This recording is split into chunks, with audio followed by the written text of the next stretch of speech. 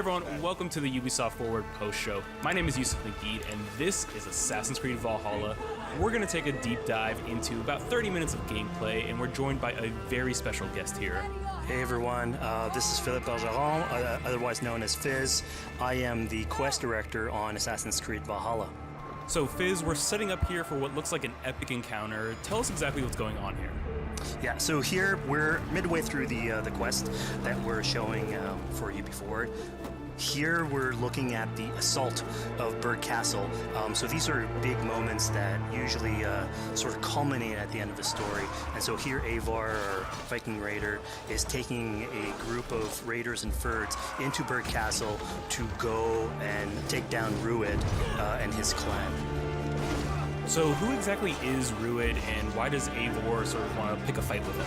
Basically, Rued comes into play about halfway through this story arc, where at the beginning of the arc, this is something that happens before, Rued basically caused a lot of turmoil within the territory, and Oswald, who's the sort of elderman to inherit this territory, needs your help to take him down.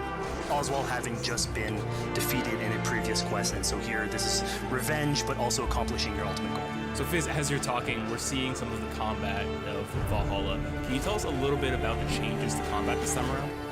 We wanted to basically add a lot of new mechanics to it. So we added like some dual wielding for the player, like a stun system in there, and we really needed to do this to sort of portray that sort of the brutality that comes with being a Viking. This day and age sort of fits into that the time and the character.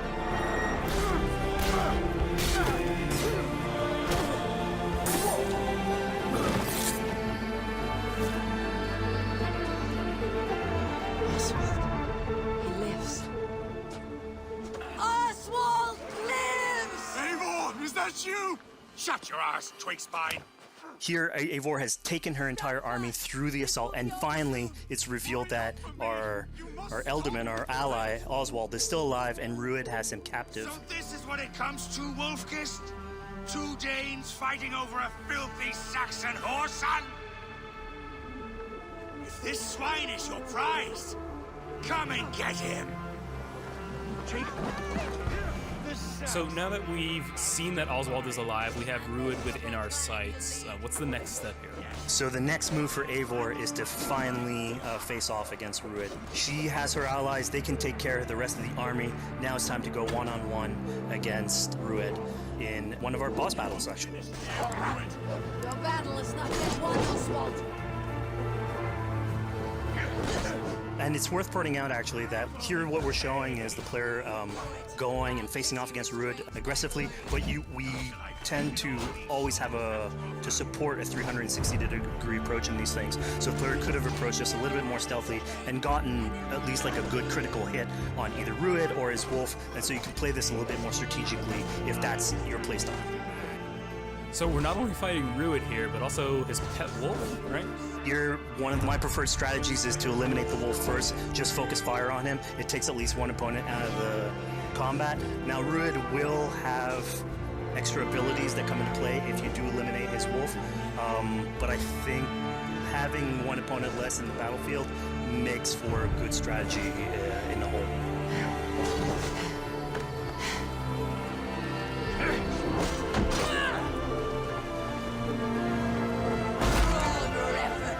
Only the cold dark of Niflheim awaits you.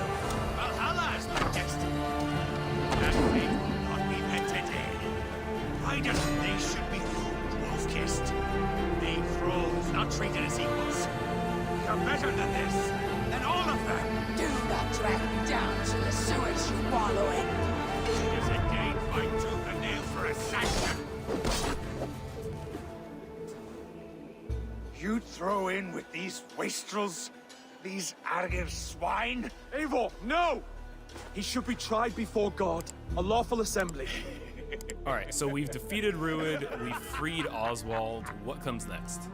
Oswald, in this case, prefers for Rued to be kept alive, and so you basically have to choose, are you going to go against his wishes or stay true to your nature? So we have this choice to make, but before we get into that, I want to rewind a little bit because we just did this big, grand assault, but Eivor couldn't have done it alone. She clearly had to recruit some folks along the way, get some troops, get some allies. So let's actually rewind and see how we went about first gathering those troops. Right, so when coming up to an assault, it's a game of numbers. Eivor can go into pretty much any location and be a stealthy Viking, eliminating some of the assets, which ultimately would be a strategy. You can do that, and you'll have some of the ingredients or of the assets there that will have been sabotaged, but you still need an army. So here what we're seeing is Eivor going around the countryside and raising what we call a fyrd, which is the men and the women of the territory who come up and fight in the name of a king. So here, Eivor is going around and trying to convince people to fight in the name of Oswald to finally take down the oppressor that is Rued. Defending East Anglia, defending you. Will you not do the same? What? Die in defense of a lost cause? Yeah, so she's really using like the image and like the leadership that Oswald had, what he meant to the people in his name. She's going to recruit these people. Pretty words, Dane. The men at Theovard have their own battles to fight. So we're told by this Reeve that there are troops, there are allies that he can add to our cause, but first we sort of need to do him a favor, is that right? Yeah, so obviously these people have been run down by Rued and the impact he's had on the territory, so I think a lot of these people have sort of lost hope. And so you need to show them that there is hope. And so here Eivor is basically helping them take back one of their prized locations by taking a couple men and raiding a nearby township, basically taking it back for the people and showing that there's a reason to continue fighting and then get them on your side.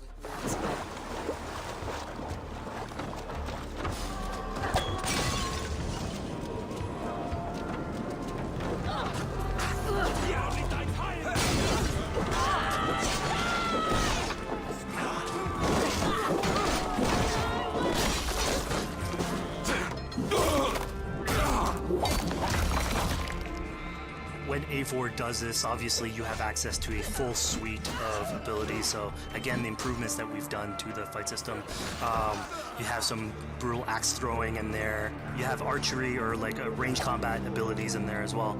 So really, again, like depending on what your playstyle is, you can customize your loadout and go in there how you wish.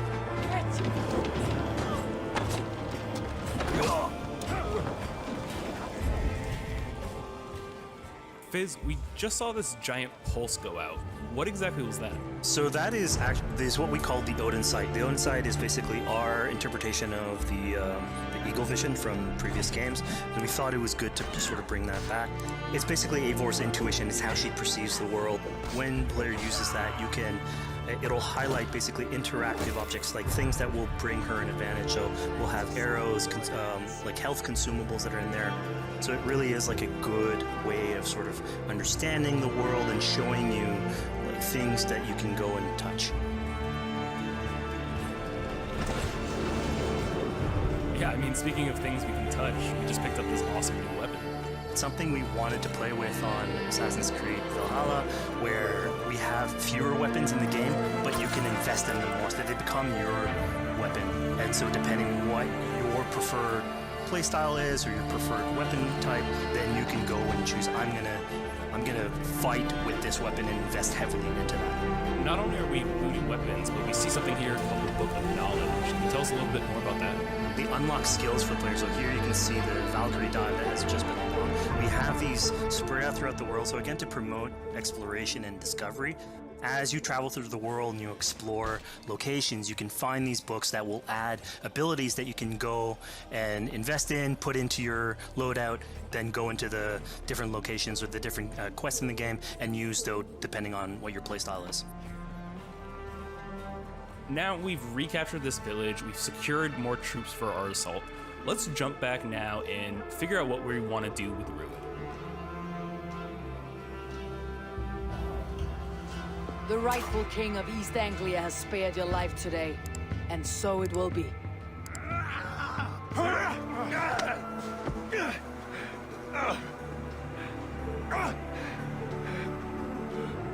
Compassion is a virtue suited for anyone, Eivor, including you. Thank you. Eivor decided to let him live. Ruud is really angry about that. Being a Norse Viking, being put to the death in battle is your road to Valhalla, so he was basically denied access to Valhalla in this situation. Obviously, all of these decisions come into play later on in the game, so we have very difficult decisions for the player to make. We didn't want to have easy decisions. Yeah, you know, when I was playing, I decided to listen to Oswald and spare Ruud's life, but what exactly is the relationship like between Eivor and Oswald?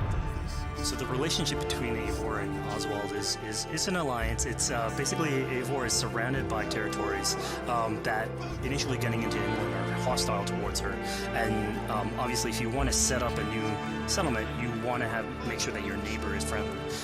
So here in East Anglia, Oswald is the man for the job, where putting him into a position of power would help her sort of secure her territory. So earlier on to the territory, Eivor comes in here, meets Oswald. The problems he had with Ruud are sort of put to light, and going through the arc, you basically help him deal with Ruud and aligning basically Danes with Saxons in one territory. So, Fizz, we've completed the assault, we've gotten our hands dirty with some combat, taken down Ruud. We have this big open region of East Anglia, so before we head off to Oswald's wedding, what do you say we head out, have some fun, and see what we can get into in the open world? That sounds great. So we see a cat here with a speech bubble above it, and you best believe if you let me talk to a cat, I'm gonna talk to a cat. Yeah, these are some of our some of my favorite moments actually in the game, where we put out a whole bunch of events throughout the territory. And it sort of rewards, again, exploration, going around. It's a chance for us also to sort of showcase a different side of Eivor. A lot of the quests sort of deal more with like politics and warfare, and this shows a slightly more human nature to her. So it permits us to explore that character a little bit more. And so here, basically, like you're trying to help a kid with his cat, and ultimately get that cat to sort of join your crew as a cat raider. You just said cat raider way too casually. You're telling me I could have a cat Viking raider on my longship? That's exactly what I'm telling you. Oh my god, yes, I love it. Perfect. So yeah, as you're riding around the rivers of England, you would see a cat basically walking around your longship, keeping your Viking raiders company. You know, speaking of the Viking Longship, we're seeing some of that gameplay here now. Can you talk a little bit about how that works and functions in Valhalla? Yeah, so starting out on this project, I think the Viking Longship is one of the biggest images that we all have when we think about Vikings in our game. And so Vikings had this awesome design for longship that had a very shallow hull, so it permitted them to go very far inland very quickly, and you could basically disembark Viking raiders like on pretty much any shore. We added that into the game where you can basically sail up to any location and then just decide to disembark with your guys and raid a location, loot all its treasure, get back in the ship, and then continue sailing down the river to your next opportunity. So I know past Assassin's Creed games allowed for songs and things like that to be sung on ships. Will Valhalla have a similar version of that? Yeah, so this is something we actually wanted the crew of your ship to become like your home away from home. So we added stories and songs into the ship. So basically, as the player is going around, you could decide to have your skald sort of sing a song for you as you row down the river. But you can also decide, depending on who the raiders are in your ship, to hear more about their life. So you can actually queue up stories, and they'll give you a little bit more background on who they are. So you get to know your sort of fighters as you're traveling around the world, which is a cool moment. So here we're seeing a bit of a different view. What exactly are we looking at? We had this on previous Assassins, where you would like ride on your horse, and you could pull out, have the horse sort of follow the track. We have a similar thing for the ship, where you can put up your sails. It's cruise control for the ship, so you can pull back, take in the scenery, listen to some songs or some stories, and just take it all in.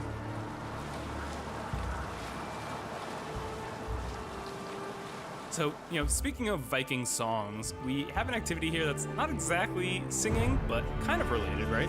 Yeah, so here what we have is what we call flighting, which was an activity that Norse people would partake in. they would like to have a battle of wits and sort of poetry where insults would be thrown back and forth between each other. The idea was to try and have a good insult, but also to have a good rhythm and a good rhyme in there. So it's basically a precursor to rap battles. Here's the silver. Now begin. To all those whom I speak, they say Eivor a clod. Then you're speaking to fools and their knowledge is flawed. Well, How exactly do you go about being successful in one of these? The trick behind a good flight was to choose the right insult, identifying the right cadence, and then trying to find what rhymed the best. Unknown for my might. interesting. Interesting. Silent whispers all claim that you're terribly dense.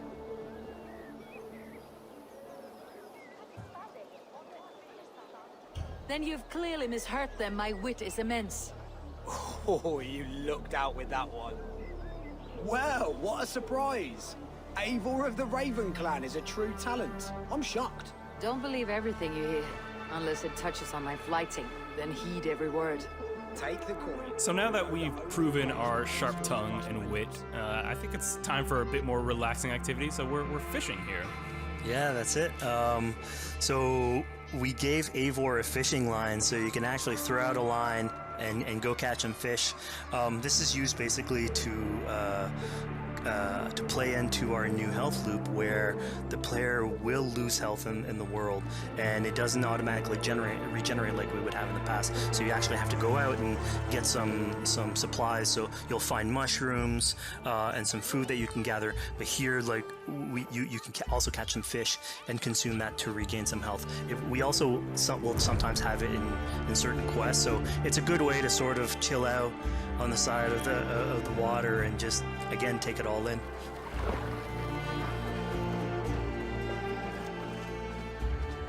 So this is what we call one of our offering altars. So the idea is that you find these around the world and you make offerings to it. So it'll take like animal parts and stuff that you can find throughout the world. Here what you're seeing though is sort of like a fancy version of it, where as you do your offering you get interrupted by some kids that basically come and steal your stuff. So it's just a way for us to sort of showcase that like the systems and the activities in the world can sort of play in with some quests and some events. So it's our way to sort of dress up these moments and make it all fit inside the whole experience. Yeah, this seemed like a really sort of unexpected turn for what I thought was going to be kind of a simple interaction. Yeah, and it's really what we were trying to do with these events is to give another dimension to Eivor, other than just, you know, the pure rar Viking or the politician, because you can imagine at some point that will grow old if you're always telling that version of the character. So it lets us really go into the depth of who is Eivor, what motivates her, how she can interact with the world outside of warfare and politics. Your stealth needs work. We were close. And it also showcases like a different facet of the world at the same time. It's not only Eivor, so it just widens the breadth of the stories that we can tell. So who exactly are these two children?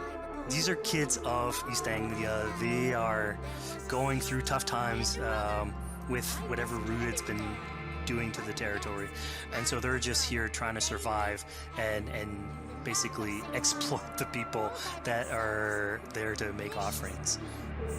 It was kind of nice to see that Eivor wasn't really necessarily upset at them for stealing, and, you know, after you talk to them, you have the choice of helping them. You can, you know, give them food, give them some money, or, you know, maybe just say, hey, good luck, on your way. Yeah, and then this is something we also wanted to do a lot. Like, so here we're doing an event, we do it in quests as well, but we want to give a lot of this agency into players' hands so that they can sort of shape Eivor a little bit. Who she is, so it represents them a little bit more, and they can roleplay that a little bit better. And again, it just gives her like a little bit more humanity in these moments. Do provide for small walkers.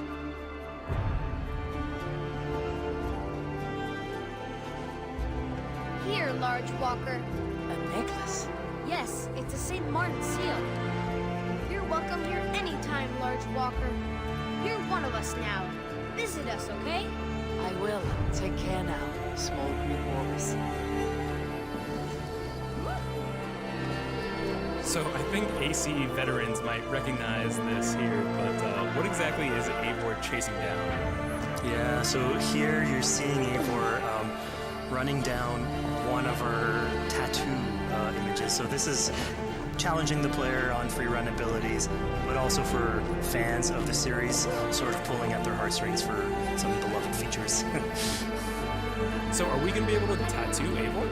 Yes, by collecting these tattoos, you actually bring them back to your settlement, and then you can customize different body parts, having different tattoos everywhere. So again, another form of expression, and it's sort of to represent that Viking culture.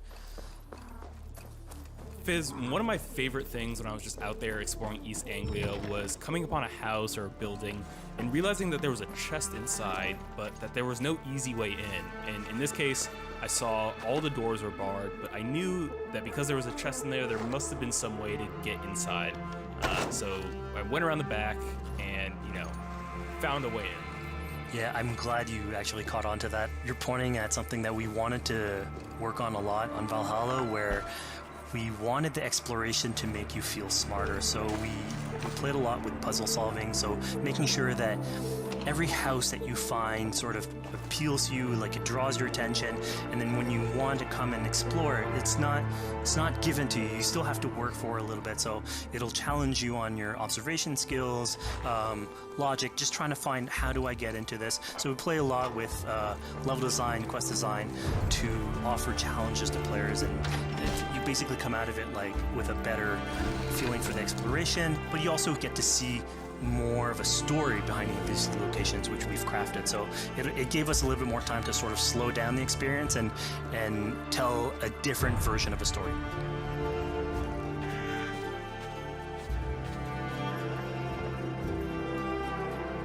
The poor victim of someone's fury. Yeah, I mean, speaking about exploration and just finding things out in the world, I was just wandering and came across this clearing and found this kind of morbid altar. Yeah, so this is one of our bigger events that we have scattered in the world.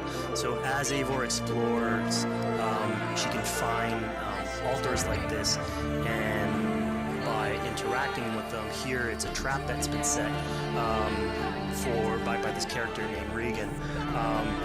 Now, there's a bigger story behind all this. There's multiple steps to it later on. So this is one of the moments. It permits us to go into a slightly more mystical realm and play with a boss fight that has more magical abilities, if we will, and basically have this awesome boss fight in the middle of the swamps. And so here the abilities that you see Regan using are a little bit on the mystical side of things.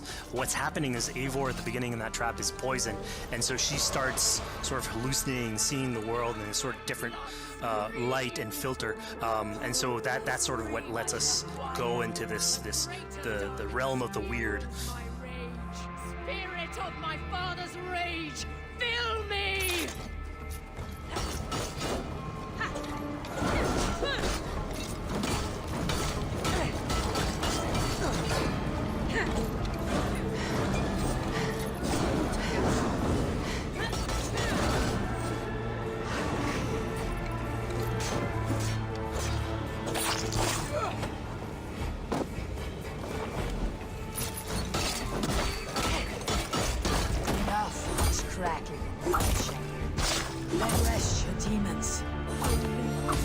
So we just saw here that Regan belongs to something called the Daughters of Lyria. Yeah, that's correct. By finding the other daughters, you'll get a little bit more backstory on who they are, so we don't want to spoil that too much.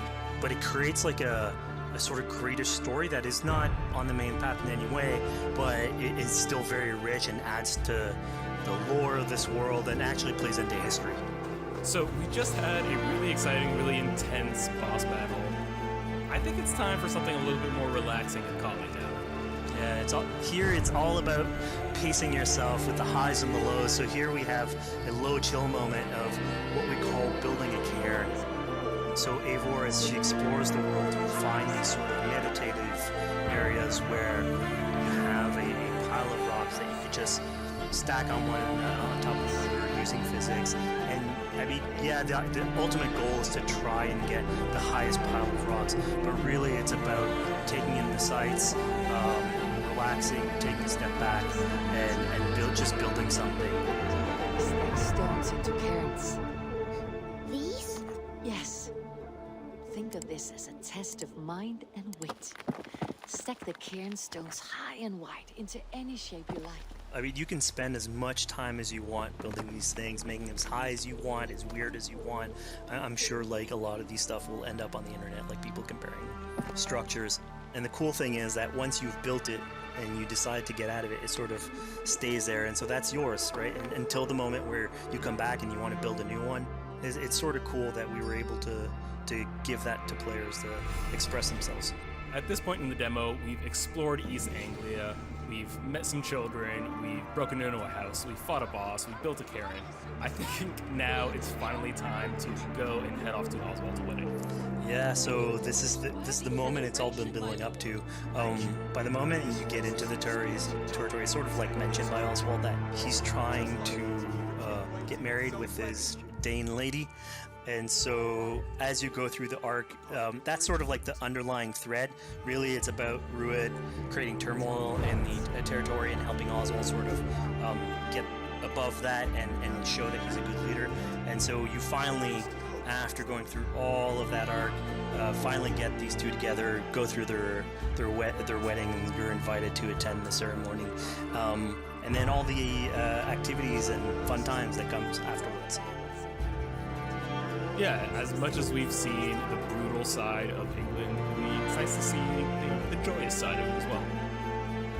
Yeah, and it's something we really wanted to play on in Valhalla, where being a Viking is not only about being a raider or a warrior. I mean, there's revelry, there's feasting, there's partying that goes, and like if someone knows how to party, it's a Viking. And so here, this is one of our opportunities to sort of show that, show what a sort of Viking gathering is. And what's cool here is it's a good alliance of Norse culture with Saxon culture, sort of smashing those two things together and building bridges. Yeah, I mean, what's a wedding without some drunk archery, right?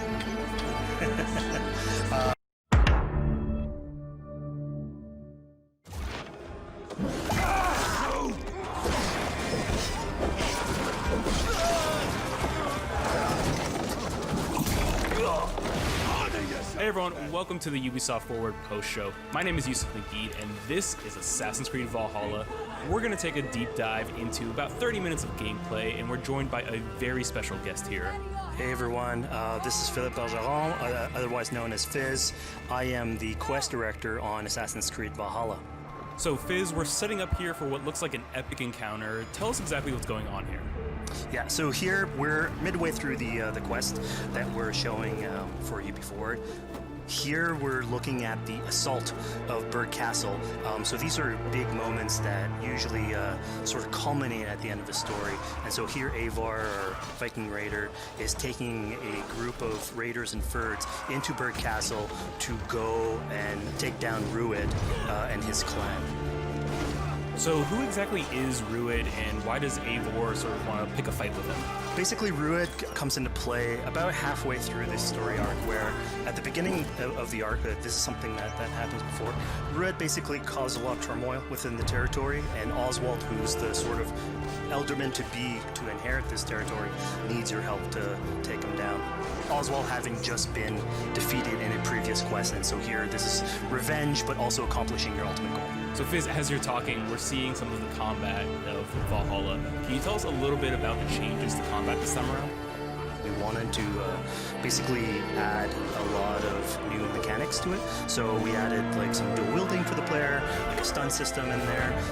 And we really needed to do this to sort of portray that sort of the brutality that comes with being a Viking. This day and age sort of fits into that the time and the character.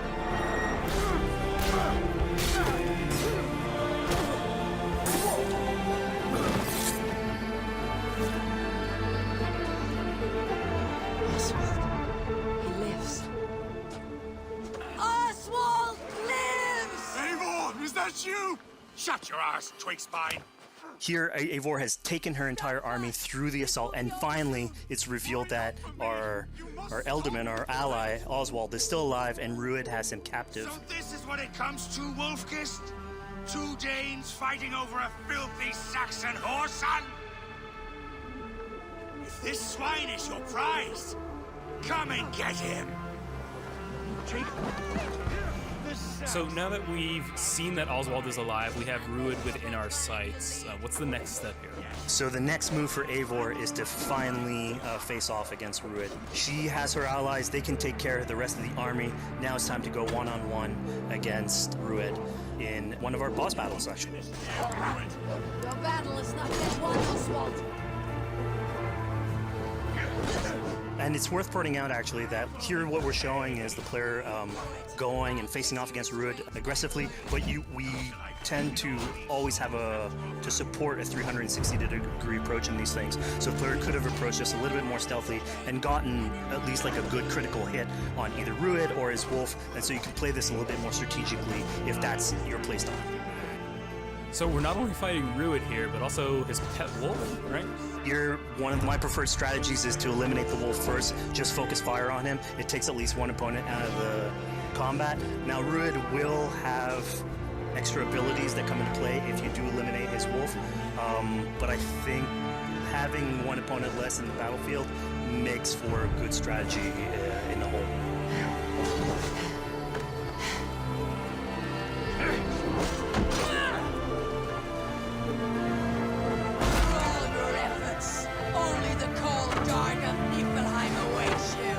Valhalla is my destiny.